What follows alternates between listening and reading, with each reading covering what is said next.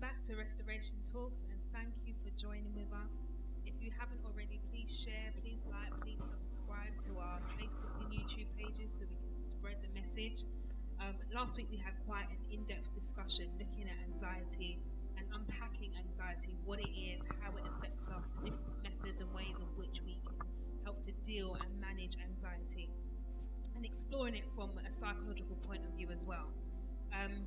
Why we're doing this is we realize that within the church, especially within the Black Pentecostal churches, there's a huge gap between our faith and psychology.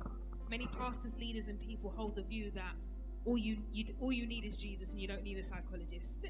And whilst understanding that way of thinking, we really need to arrive at a point where we understand that the two can marry together and that they can work together, and looking at how we can do that. Over the past few months when I've been talking to people, I've recognized that more and more people are struggling in silence with mental health issues, with real life issues. They're choosing to stay away from their churches, or they're feeling that they're not able to turn to their local churches, pastors and leaders for support because of the viewpoints like this, where if they go and seek psychological help, it's not welcomed and they need more faith or they need to pray more and things like that. Many times we encourage people with scriptures and with things like be strong in the Lord and in the power of his might. But what we're failing to do is explain to people how they do this.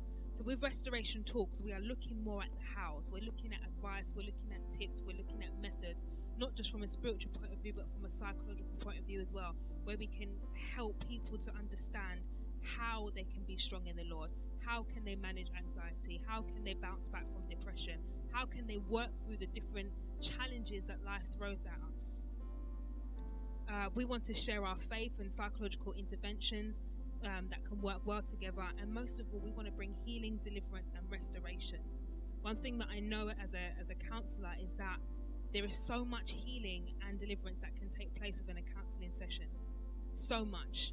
And sometimes we need to understand that healing doesn't always take place at the altar when we're praying for people. Sometimes healing can take place in the conversation that you have after church in the parking lot with somebody, just trying to find out how somebody is, or having a session with someone that's able to listen and talk with you through whatever it is you're going through.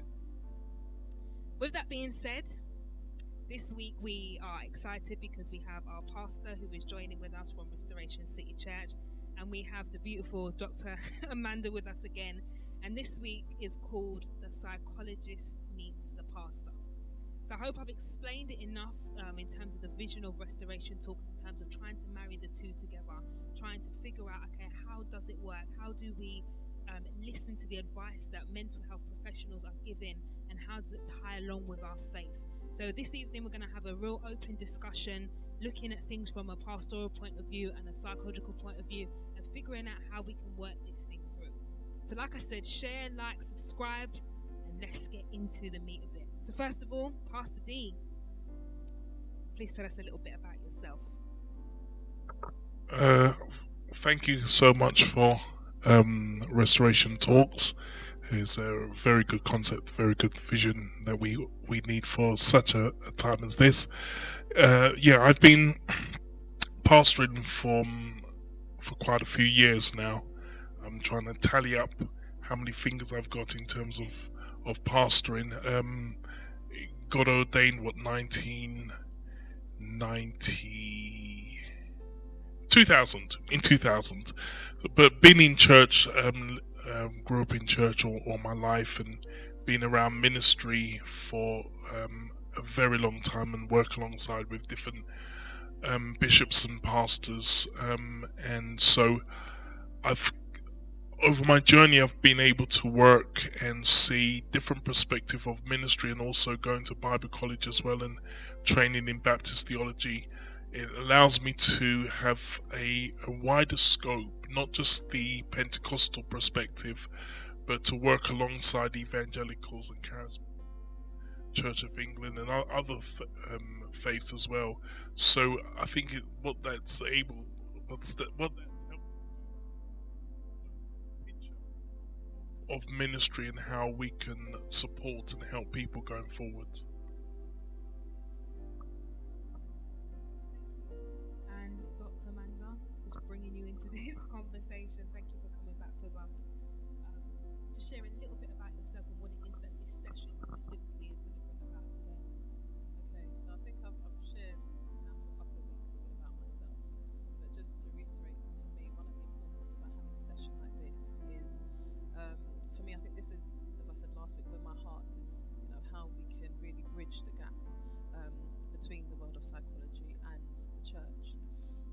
And for me, a lot of the research that I've done previously, which looks at how church leaders, how we understand psychology and how we work together, for me has really sparked an interest in wanting to understand the role of pastors, and also wanting to be able to explain a little bit more about our role, what we do, and to see if there is ways that we can collaborate, ways that we can work together, and how we can do that, what we need from each other, where do we need to develop the trusts and the understandings for each other, for our professionals, sorts of things. So this is a great opportunity to have Pastor D here, and again, I just want to thank you also for coming along and for allowing yourself to be open to the psychologist and to discuss certain things I know may be seen as a bit taboo. So thank you.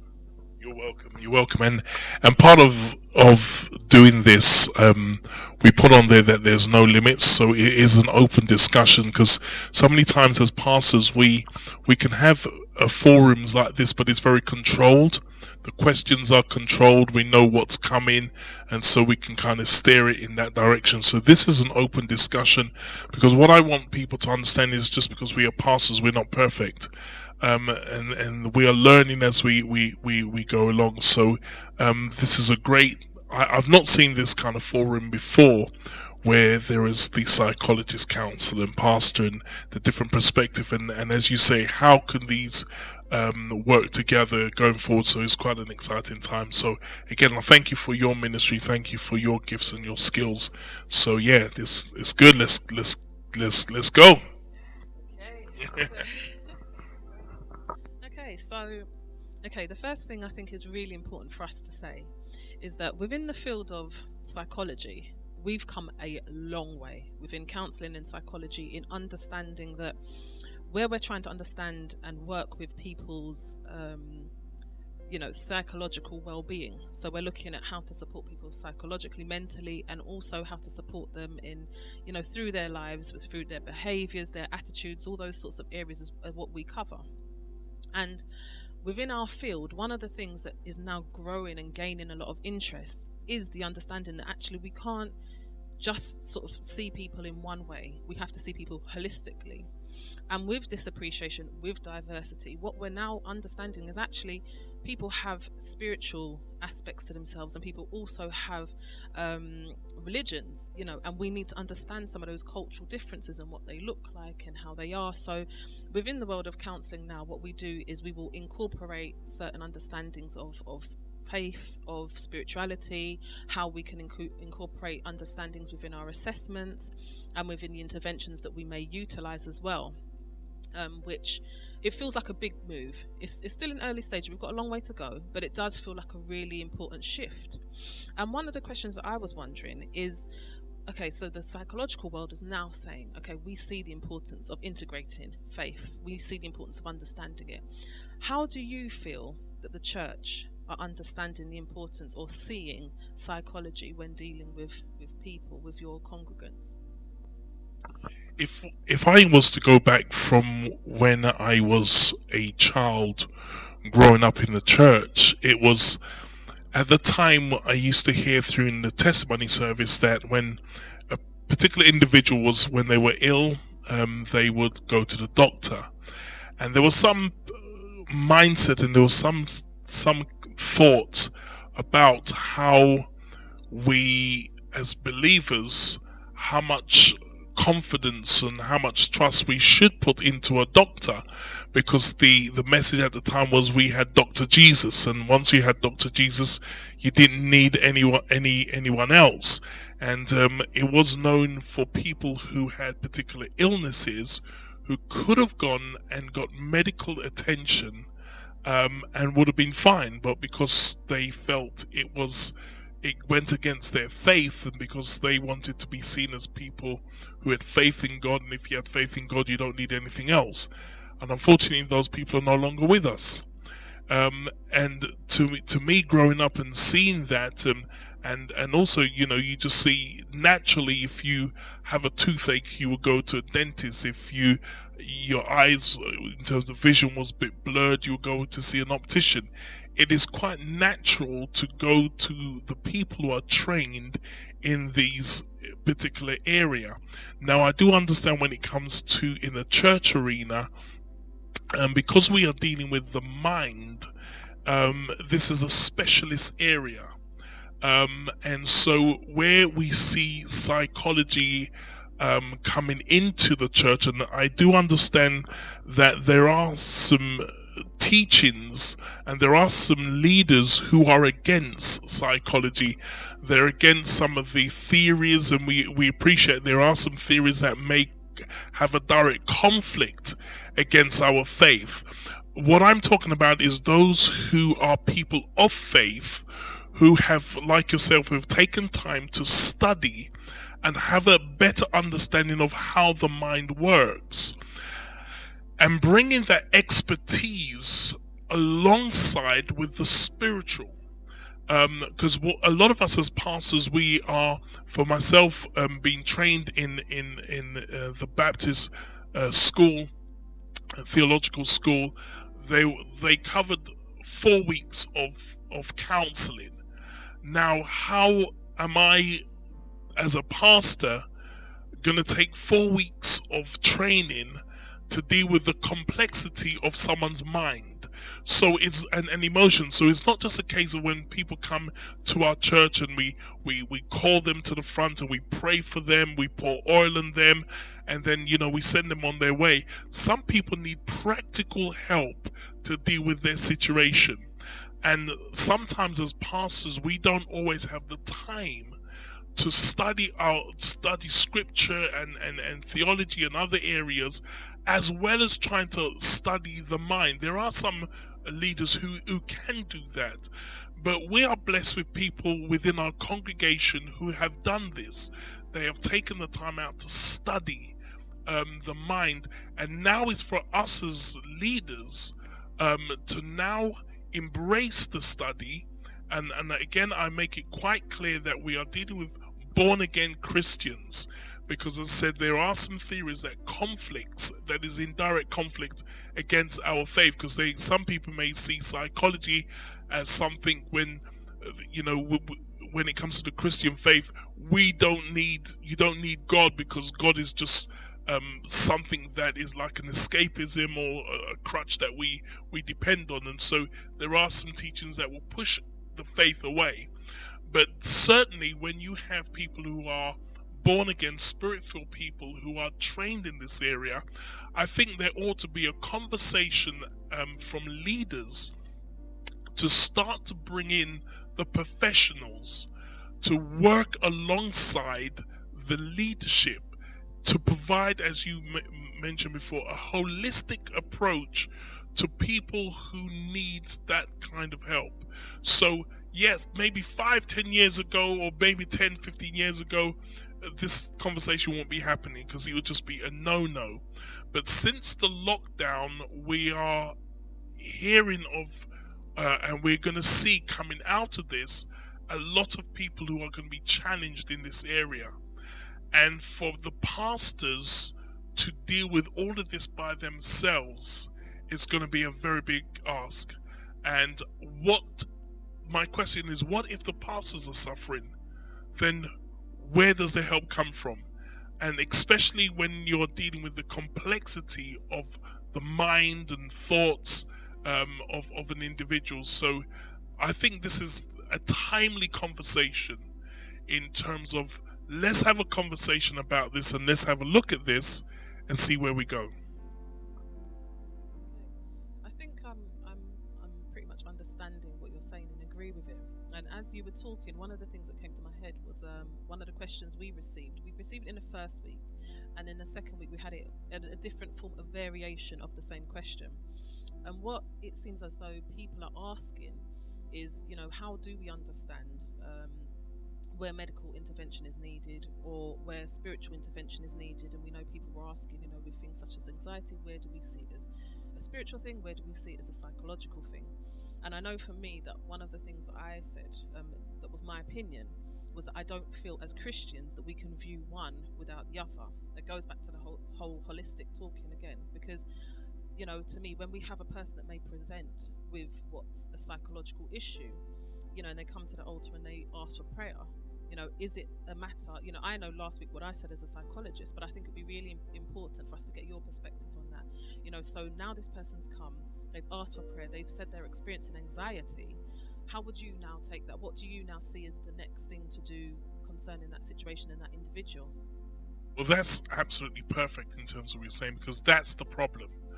The problem has been we have no problem in terms of if people, if we're preaching a sermon and we're talking about fear, we're dealing with anxiety, then we can call people to come to the front. We can pray over you, and bind that spirit and do deliverance, etc.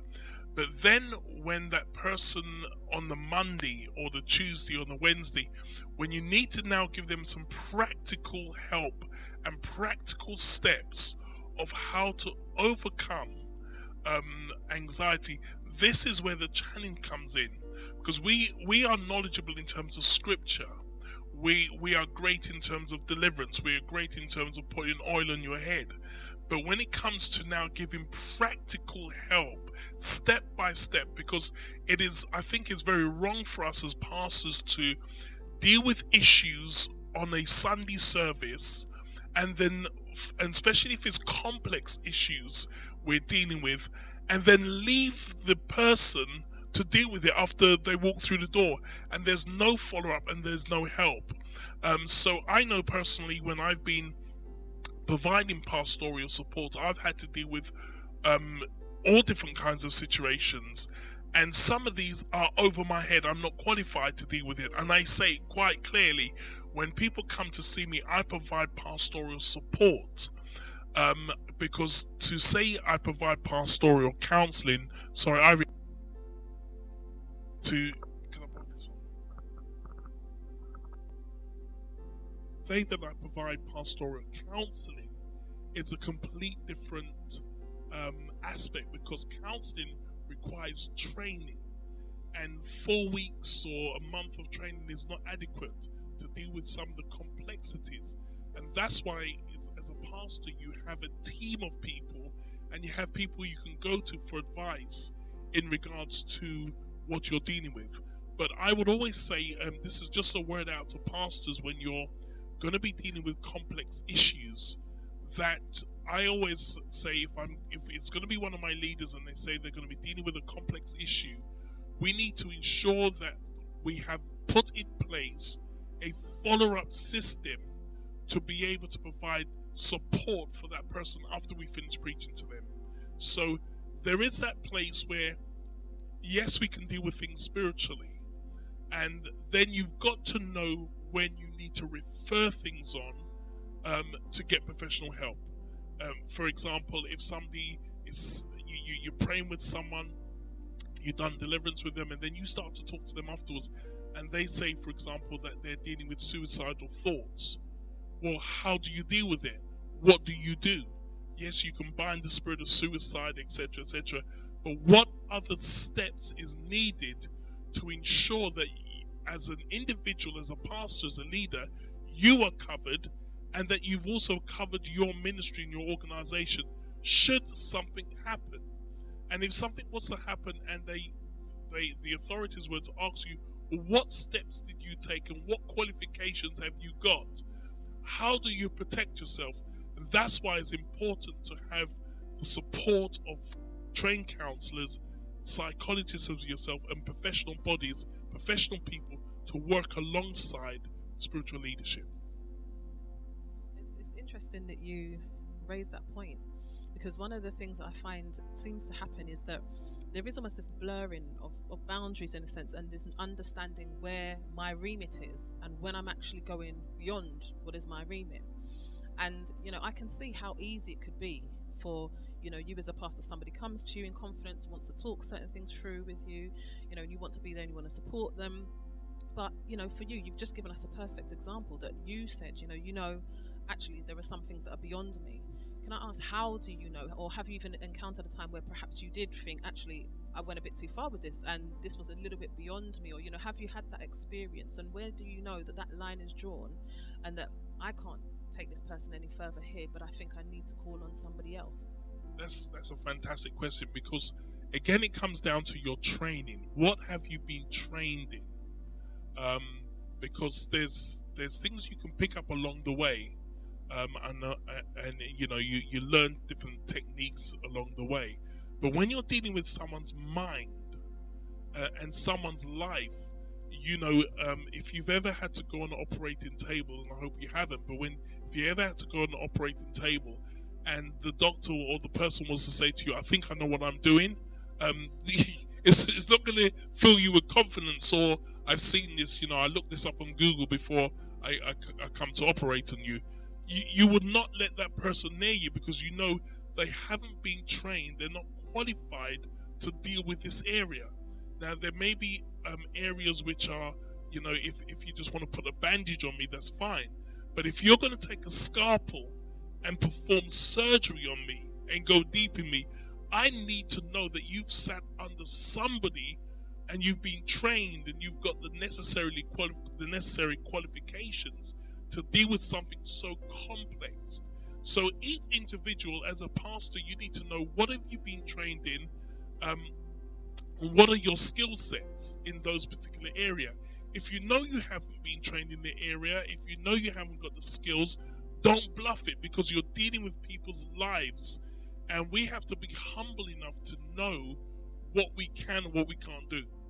If you are just tuning in with us, this week is called The Psychologist Meets the Pastor.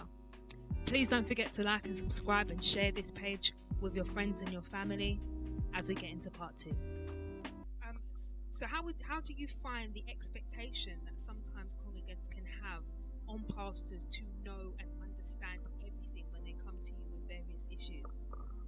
There is an incredible amount of expectations that are placed upon pastors, because some of it is our fault, because we want people to view us in a certain light. So most pastors, you have to be a good preacher, you have to be a good teacher, you have to be good at administration, you have to be good at deliverance ministry, you've got to be good at, and there's a whole list of things which you need to do. So there is a level of expectation that we put on ourselves, and also the people put on us. And I think it's for the particular pastor or leader to manage those expectations. Now, there are pastors who are apt and are qualified to be able to deal with these areas. They've trained in this area, and they're very knowledgeable. They've read up in regards to that, and that's fine. But not all leaders are that way inclined.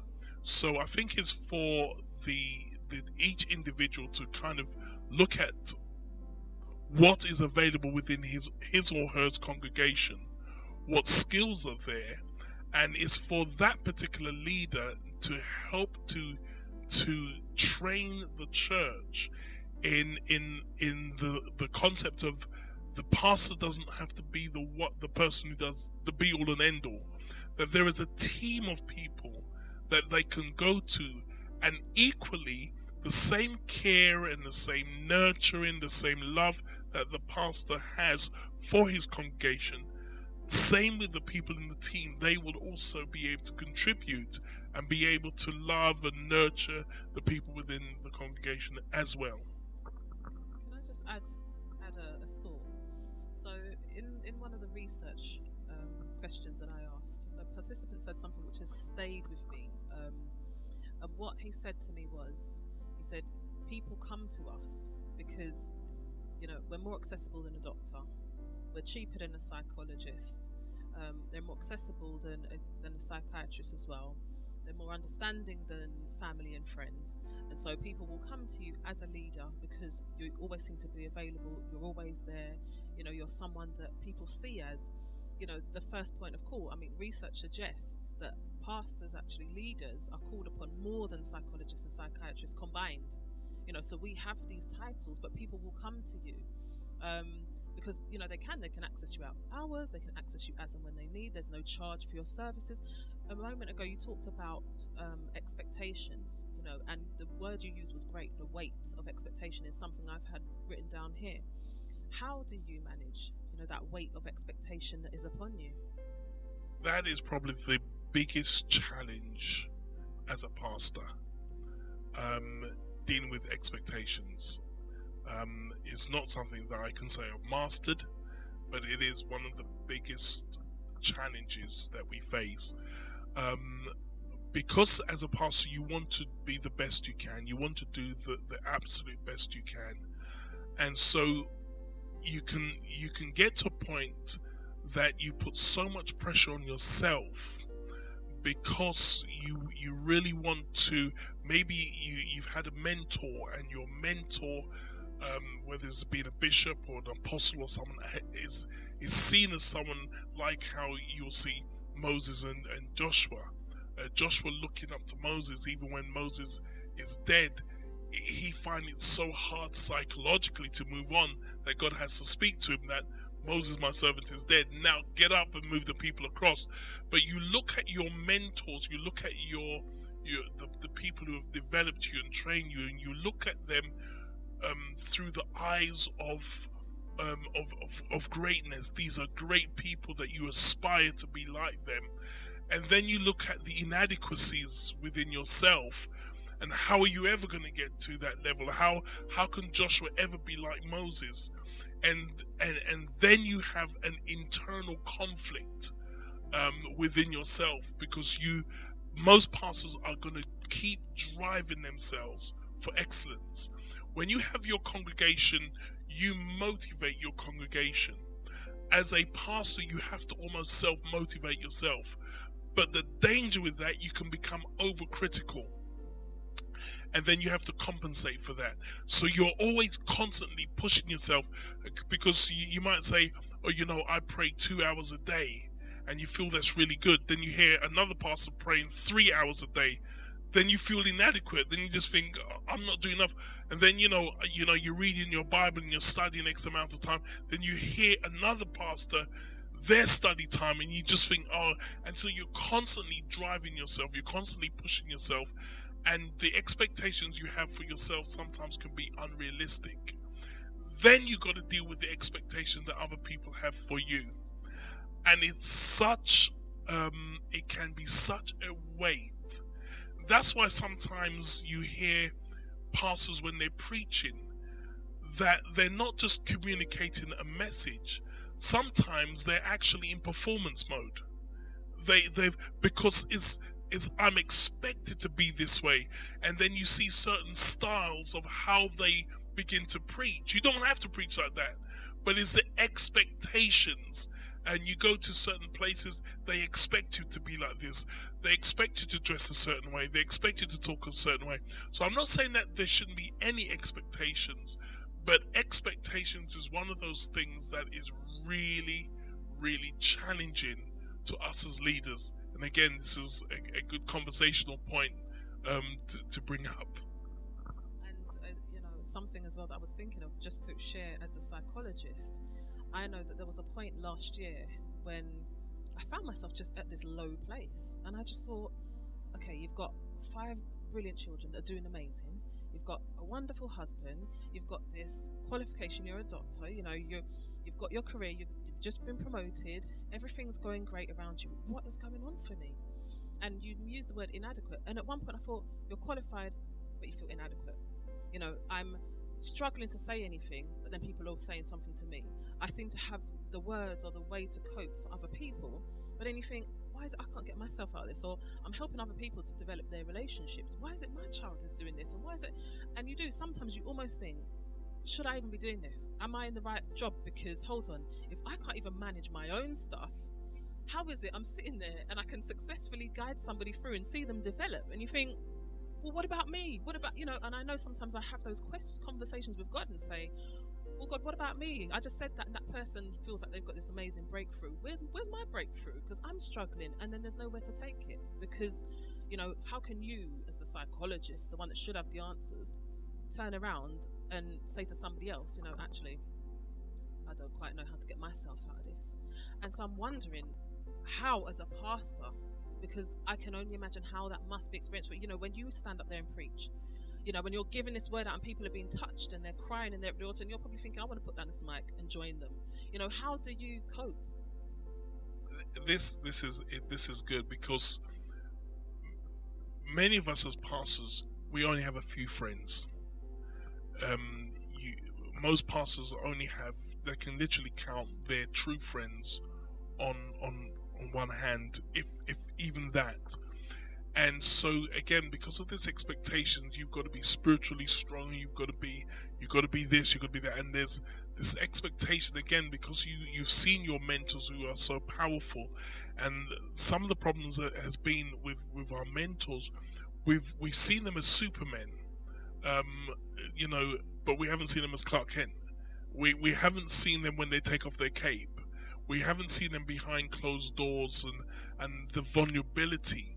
And what we show is just the strong side of us. We are men of faith, we can conquer everything. But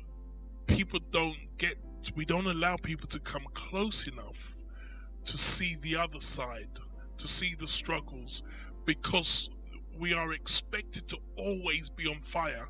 We're expected always to be strong, never show no weaknesses. And so this is where the challenge comes in, because if you have another brother that you can share with, a friend that you can go to and you can talk about how you feel without that sense of judgment, without you judging me to say you're not qualified to be a pastor, like you were saying, because we already feel sometimes rubbish. But then to have, if someone putting you down or questioning your call, that really should you have been in ministry, because you dare to show some vulnerability. So you tend to have to isolate yourself and deal with these things on your own. I'm blessed because I have a good wife that I can speak to, I can share with, and I'm quite an open person anyway. So again, because I've had to learn how to deal with these expectations, I don't mind talking about my weaknesses. I don't mind people seeing and talking about the areas of vulnerability, because it will help people in terms of being real, and that God can handle us being real. So it helps when you have people you can talk to, but I'm sorry for those who don't have no friends, and especially for those in ministry who have nobody to talk to. That's extremely painful. I think just to add in there, that's probably one of the main reasons why we started to even have these discussions and these restoration talks. Also showing that, as Dr. Amanda just shared, that she found herself in a place last year where she was questioning and having those feelings of inadequacy and things like that. And even though we have all these titles as doctor, as counsellor, as pastor, that we are human beings and we do struggle. So as much as we can sit here and we can give advice and we can give the tips and give this, we also will share different parts of our stories and different parts of our journeys, and having that vulnerable moment to say, look, even though I know how to deal with this, this is how I had to personally deal with this for myself, and not just in terms of advising other people. So just to say that even with restoration talks, and as the weeks go on, we will have different people that will share the different aspects of their life and looking at it from these different issues, but sharing personally as well, so that we can help and encourage other people to know the different ways of how to cope and how we have personally coped as well. Could I just jump in here? Because why I volunteered to come on this program is, from your perspective, you within the congregation, there is support for each other. There is very little support sometimes for pastors who are dealing with anxiety, pastors who are dealing with expectations, pastors who are going through depression or discouragement, and not having someone to go to. And also is that level of confidence and confidentiality. Can I open up to this particular person? And what we was mentioning before, I can share how I'm feeling with another brother, but can that brother help me And does that brother have the skills to be able to get me out of where I am? So there's nothing wrong with sharing heart to hearts with brother, because the scripture shares that it speaks about that we can share our weaknesses one with another, share our faults one with another. But this is where the counselors, the psychologists, those who are trained comes in. So even if I was a pastor or someone in leadership, if they find themselves in a situation that the members of the congregation or people within your own team, your current team, cannot help you, they can say, Pastor, we're going to be praying for you, or whether you're a minister or whatever you are in your church, they can say, we will pray for you, which is great, and we thank you for that. But what if I'm in such a situation, such a problem, that along with prayer I need some additional help? Is where do we go for those help? If our churches are teaching us that psychologists is wrong, counselors wrong, and we only need Jesus, what happens if I'm in that situation where I'm going through deep depression, and number one, I don't even know it's depression, I don't know what I have, and I'm going through something, and I know I'm not the same person, and my family around me are looking and saying, I'm concerned about dad, or I'm concerned about mum, they need some help. If you shut the door on all the professionals, what happens to that individual? Where does that individual go to? And that's why it's important within the churches that those who would like to go and get trained in these areas, there should be some encouragement, because there are people you can go to then for help, and leaders who needs, again, that safety blanket of I can go to this person confidently knowing that they have the skills and the ability to be able to help me, so I can get back into my pulpit and help others. And so that's why I'm prepared to come on here, because I want to encourage that intervention. I want to encourage that connection between the professionals and the pastoral, the connection to move forward. And that is vital. It's a vital key, because as well, we have this saying, you lead by example, and even within my role, one of the things I'm aware of is it's one thing to ask somebody sitting opposite you to do a certain thing. But as you go through training as a counsellor or as a psychologist, they often ask you to sit under somebody. So you have to go and have counselling, have therapy. You have to experience these things, because it's not just about you, going out there and wanting to help everybody else, but it's also about you learning how to receive help. Because when we learn how to receive help, that's when we can also help other people to see how they too can receive help. And it also helps us to deal with the underlying issues that may be there within us that we may not even see, that may not come to the surface. Because oftentimes we can get into a role, and we can do our role great. We can, we put the clothes on and we go out, and I'm Pastor D today, I'm a Dr. Amanda today, and we do all of that. And oftentimes it's just those maybe behind the closed doors that might see that other side of us. And it does become a real challenge to know, where you can take what you've got and take it with confidence, and know that there is no judgment in it. And there definitely is support out there. I mean, there's counselors and psychologists and psychiatrists that are all Christian as well, and thankfully we are more open to realizing I can be a psychologist and be a Christian. I remember when I was first going through my training, and people questioned that, really, a psychologist, aren't you a Christian? People would say, which I thought was quite an interesting response, because I couldn't see the issue with it. But for me, as I've grown as a psychologist, as I've grown as a Christian within my walk, I open the Bible and I see psychology everywhere. I look in every story, and while somebody may focus on, oh, that person was blessed, and someone will focus on, oh, well, that person got delivered, I will look and see, wow, do we see where the hope came in at that? Do we see where that person was in distress, and how God delivered them, and what they did, and how they came over? And so for me, even throughout the Bible, I do think it gives us a guide to how to deal with psychological issues. And I think it's a lot to do with how we can interpret things. And I think when our eyes and our hearts are open to understanding psychology, because what we're really talking about is our thoughts, our behaviors, and our attitudes. When we're open to saying, okay, I've behaved this way, okay, what is this about? Rather than just let me bind that, let me put that. If I actually stop and say, what was this about for me? I just went off at my wife. Why did I do that? What's happening inside for me? That's what we're really doing when we're talking about looking at things from a psychological perspective. And I think that the pastor's role is amazing to do that, because you're dealing with people, you're dealing with people's issues, you've got your own things that you carry, and there's also vicarious trauma, which is basically you being exposed to other people's traumas, which carries, I know as a psychologist, that carries a weight. When you're just exposed to something that I may not be personally touched by, but just hearing somebody's story, I may think, why can't I sleep tonight? I just can't sleep. I just can't sleep. No, but what's happening is what that person has told me is what I'm dealing with.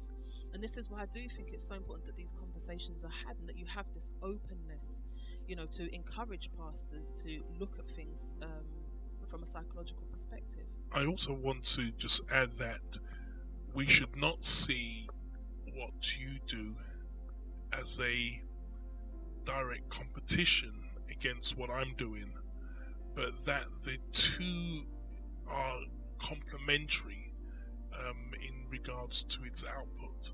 So is not, we shouldn't be battling and fighting against each other, but is how do we bring the two worlds? How do we bring the two skills, the two different, I will call it areas of ministry?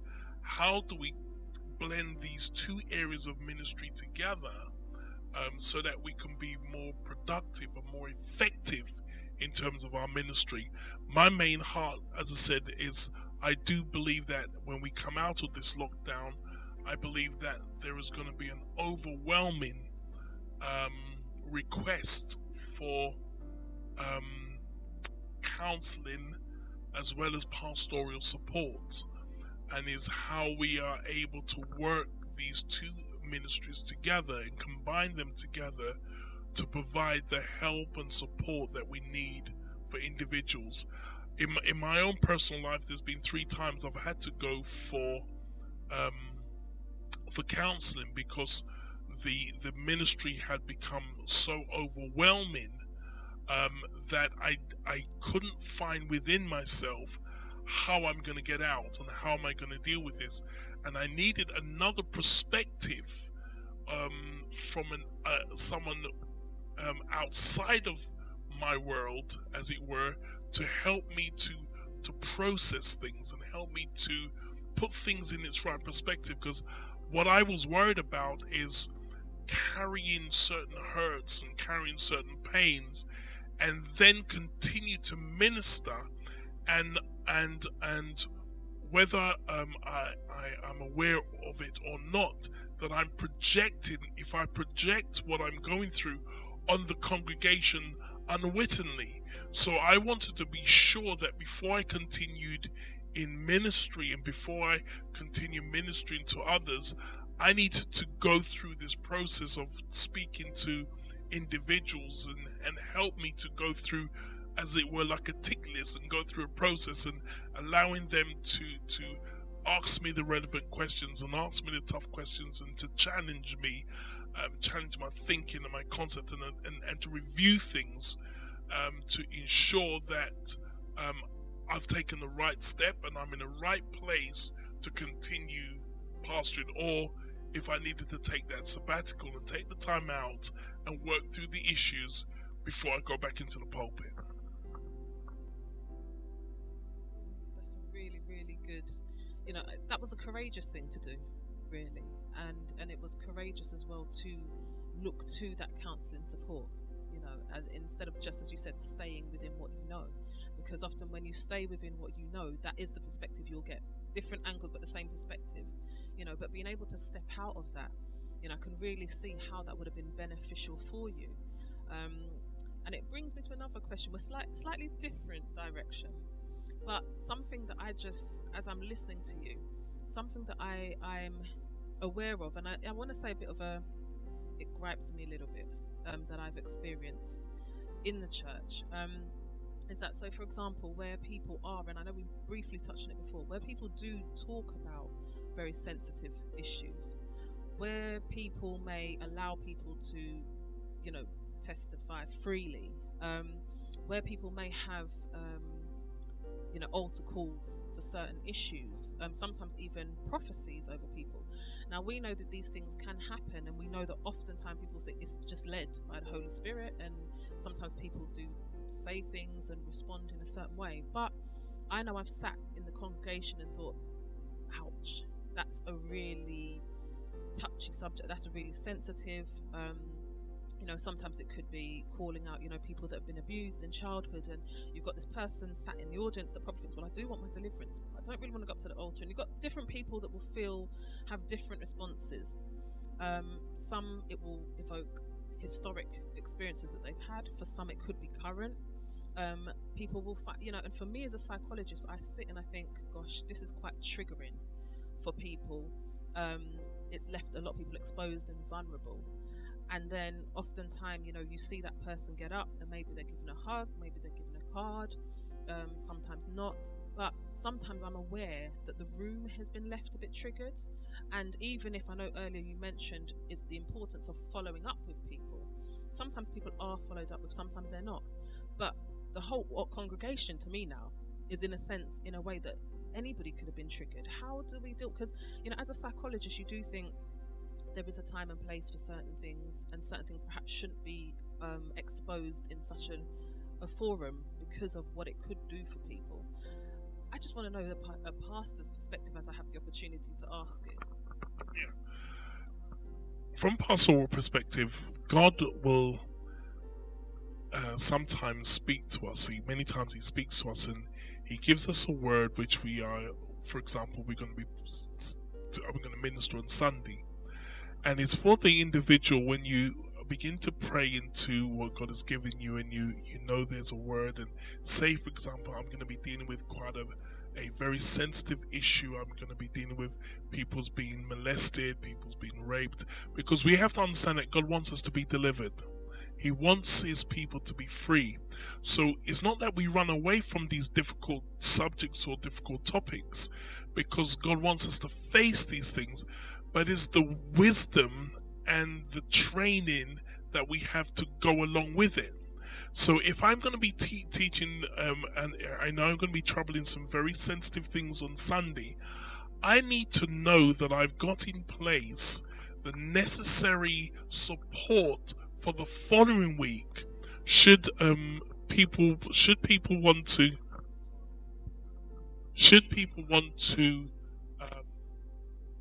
need that extra support and want to talk things through, that also becomes available.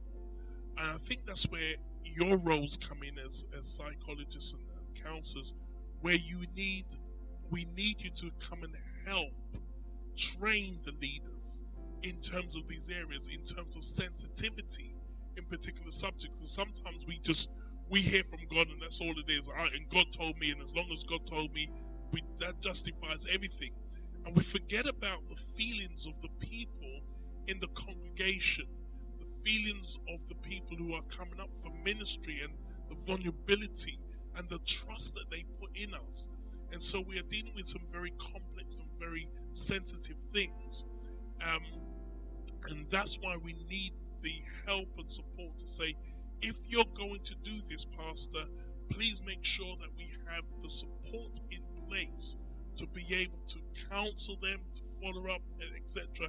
And how you do it, how you deal with this, Pastor, please be sensitive, because you could be triggering off, you could be opening something, and opening a can of worms. And you might need to tread carefully how you do this. So you don't want to get up and all those who's been raped come to the front. You need to know how to deal with these things very carefully and very sensitively. So those are important, but I think is the training that comes in place. I know for myself as a pastor, I've been on many courses in terms of dealing with some of these things, and how we minister, and how we follow up in regards to that, and also know your limitations as a pastor. So If in the follow-up I'm dealing with something, because I always prefer that if it's a female, that another female person ministers to that particular person, and also in the follow-up. But if you know as a pastor you're dealing with these things, please, pastors, don't deal with these big subjects and then just throw oil on people and walk away and feel your work is done. It is not done. It's an injustice, and you can actually cause more harm than good. It is so important that when we deal with these things sensitively, that we have the right people in place to provide the support. And if you know that you can't handle it, if you know you haven't got the support in place and you haven't got the skills to be able to deal with it, don't do it. Don't do it, because you can actually cause damage to that person. But it's good when you have, again, when you can go and get some advice and say, Amanda, I'm going to be dealing with this particular thing. What's the best way? How is the best way of doing this? Because we want to see people free. We want to see people delivered. What's the best way of doing this? And I think that's where your skills in terms of teaching, not just the pastors, but the pastoral teams, the leadership team, anyone involved in deliverance ministry, laying on of hands, anything to do with impartation into people's lives. This is where I think when you're doing midweek service or training or teaching, whenever your leaders meet, this is where you can bring in a professional to say, will you go through some guidelines for us and help us when we're ministering to people? What are the do's and what are the don'ts? What are the things that we should be aware of? What are the things we don't? That's where your skills come in, and that's where your expertise come in. But I think just in general, when we're ministering to people, we need to be aware of the bigger picture, and not just when they come into the service. And we sometimes can sensationalize things because it looks like we're doing a great deliverance, and we're really powerful. And then that person goes through the door, and there is just nothing for them. They go home, and they're having to deal with this overwhelming emotions because now you've opened up some doors in their lives. You've opened up some memories. You've opened up some feelings. And what do they do now to process that? And again, as a pastor, if they came to you and say, Pastor, thank you so much for your message on Sunday when you were dealing with this, and thank you for praying for me in regards to the areas of healing in my emotions. But now I'm faced with blah, blah, blah, blah, blah. Do you know what to do and how to help the individuals? That's why I believe the two ministries need to come together so that we can learn from the skills that you have and incorporate it in, or in some cases where we can say, let me refer you on because you might need specialist help because what you're dealing with is quite complex and is outside of the areas of my expertise. I want to refer you to this particular person, or if there's some organizations that we can then refer them to, then that would be great. And training in this area is definitely something that I have on the agenda. I'm trying to set myself up as a consultant for church leaders, and and I think what you're doing and what you're talking about here is great, because I think this is really opening up the platform for that collaboration, which is so necessary at this time. So thank you honestly for being able to be open and for being able to be honest with us in that way. Thank you. I'm sure there's much more that there's so much deeper that we can go from here. And just as you were talking about, looking at things from a wider perspective, one of the mindsets that I want to look at as well quickly is sometimes when we in church and we, there's always that one person that's at the altar every single week, and they kind of get the reputation of them being there they go up for prayer again. But it's looking at, okay, but why? If they are continually coming up for prayer, why? What else can we as a church do? And that's one of the things that I want to emphasize when we talk about, when people say, there's no space for psychology in the church, or it's taken away from our faith, whatever, it's no. What about those people that we see continually struggling week in, week out, and outside of scriptures, outside of encouraging words, what else are we providing for them, or what other directions are we pointing them to? Because as well as that person coming up to the altar and receiving prayer and having prayer, it's quite clear that there's a repeated issue that may need looking at, and they may need to be sitting with a counsellor and working through their healing and deliverance. And like I said right in the beginning, what we need to recognize as leaders and as churches is that healing, deliverance, freedom, restoration, that doesn't always happen at the altar. That can sometimes happen in counselling sessions. I would also like to add to that, and we would love to hear from the pastors who are listening. What kind of support do you feel are out there for you? Yeah. And do you feel supported? And what would you like to see happen in terms of the ministers and pastors who are on the front line, just like our NHS? Many of our pastors and leaders who are on the front line. If you're going through a difficult time, you're going through a challenging time psychologically, what kind of support would you like? And whether you agree or disagree with what we are saying, what would you like? We'd love to hear your views in regards to this subject. Absolutely. So please remember to like, to subscribe, to share, and thanks for Pastor Dora for coming and Dr. Amanda for joining us again. It's been a really deep discussion, and we hope that this is helpful. We hope that this is edifying. We hope that it provokes some questions, with how we are doing things, and provides some solutions as well moving forward as a church and as a body of Christ, of how we can help people holistically, help our families, our church, our communities move forward. So thanks for joining us with Restoration Talks, and we'll be back again next week.